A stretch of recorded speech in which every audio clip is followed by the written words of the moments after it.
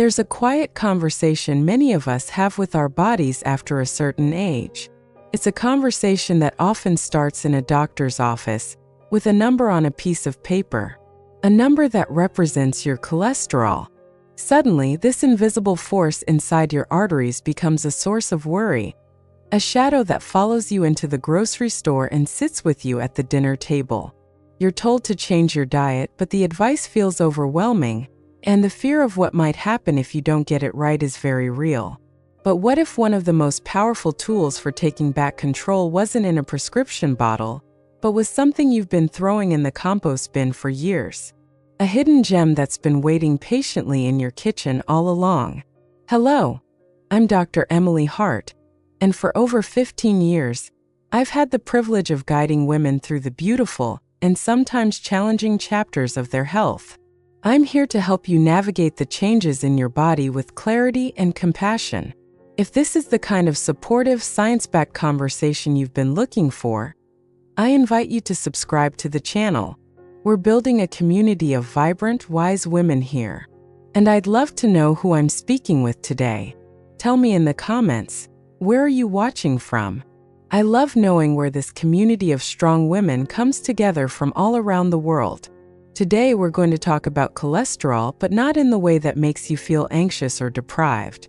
We're going to reframe it as an opportunity for profound self-care, starting with one of nature's most perfect foods, the avocado. Let's begin with that feeling. The moment you're told your bad cholesterol, your LDL, is too high, can feel like a judgment, a sign that you've done something wrong. You might leave the clinic with a pamphlet full of foods to avoid and a sense of dread.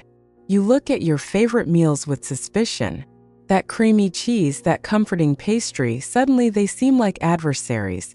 This feeling of restriction, of having to say no all the time, can be incredibly disheartening.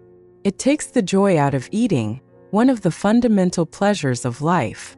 It's a heavy burden to carry, this feeling that your own body is working against you. But let's pause and understand what's really happening, because knowledge is the first step toward empowerment. Imagine your bloodstream is a series of busy highways. Cholesterol is like the cargo being transported on these highways. You have two main types of delivery trucks. There's HDL, the good cholesterol, which I like to think of as the efficient recycling crew. They pick up excess cholesterol from the highways and carry it back to your liver to be processed and removed. They keep things clean and flowing. Then there's LDL, the bad cholesterol. When there's too much LDL, it's like having old rickety trucks that are prone to breaking down. They can spill their cargo, which then gets stuck to the walls of your arteries, creating traffic jams, or what doctors call plaque. Over time, these jams can clog the highway completely. Our goal isn't to eliminate all the trucks, but to create a better balance. More of the helpful recycling crew and fewer of the clumsy, breakdown-prone ones. And we can do that not through deprivation, but through delicious, mindful additions to our lives. This brings us to the heart of our conversation today, and it's sitting right here in my hand. The avocado. We all love it. We mash it for toast, slice it for salads, and blend it into smoothies. And most of us, when we prepare it, do the exact same thing. We take a spoon and scoop out that beautiful, pale green, creamy flesh from the center. And what's left behind, clinging to the inside of the tough, leathery skin, a thin layer of a much darker green flesh. Most of us leave it there. We see it as the bitter part or the hard-to-get part, and we toss the skin with that precious layer still attached right into the bin. This simple, unconscious habit is where we miss out on a nutritional powerhouse. That dark green flesh, the part that's literally closest to the source of life for the fruit, the skin, is the most nutrient-dense part of the entire avocado. It contains the highest concentration of antioxidants, carotenoids, and most importantly for our heart health mission today, a special compound called phytosterols. So what on earth are phytosterols? Let's use another simple analogy. Imagine your intestines are an exclusive, members-only club. Cholesterol from your food wants to get in. Phytosterols are like the friendly but firm bouncers at the front door. They are plant-based compounds that have a very similar structure to cholesterol.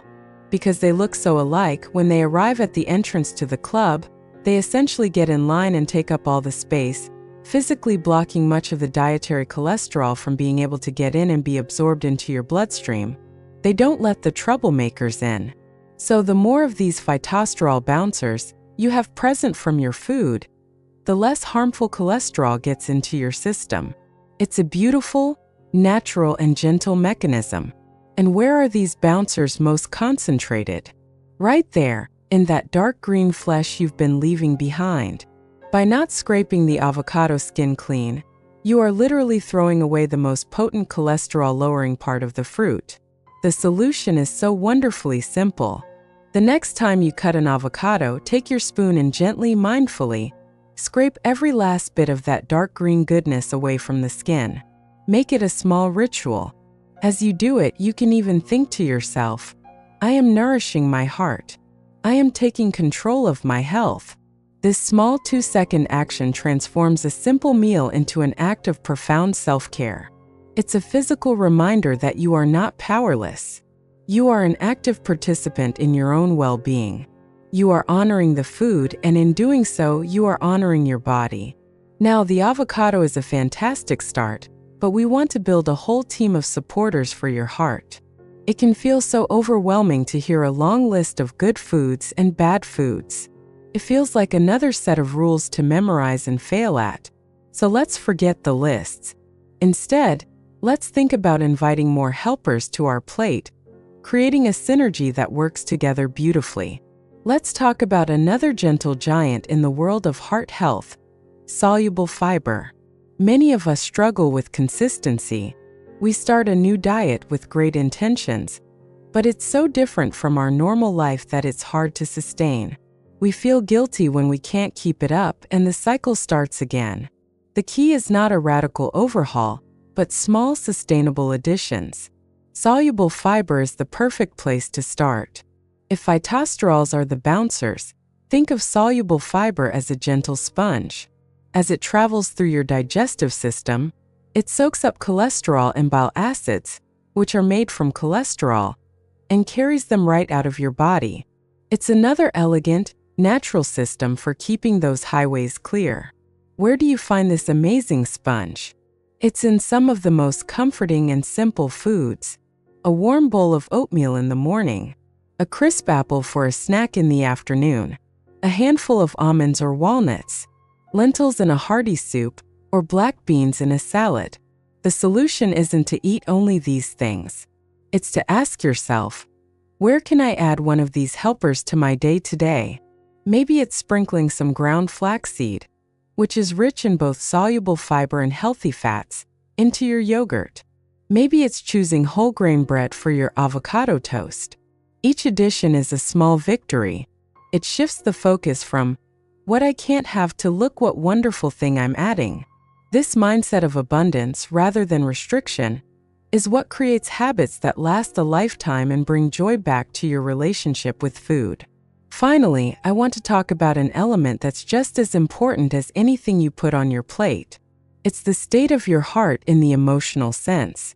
So many women I speak with carry the weight of the world on their shoulders.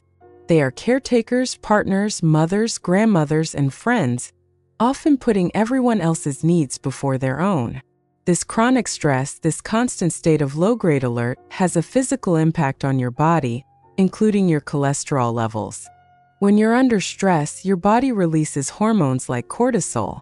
Think of cortisol as your body's built-in alarm system. In short bursts, it's helpful.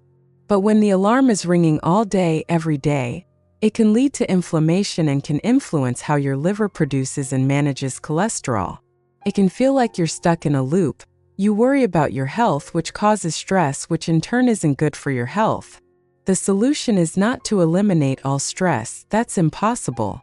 It's to build small pockets of peace and release into your day, to intentionally signal to your body that it is safe. One of the most powerful ways to do this is through gentle movement. I'm not talking about grueling workouts at the gym unless you love that. I'm talking about a simple walk. A 15-minute walk after dinner does more than just burn a few calories. It helps your body process blood sugar, it improves circulation, and most importantly, it lowers cortisol levels.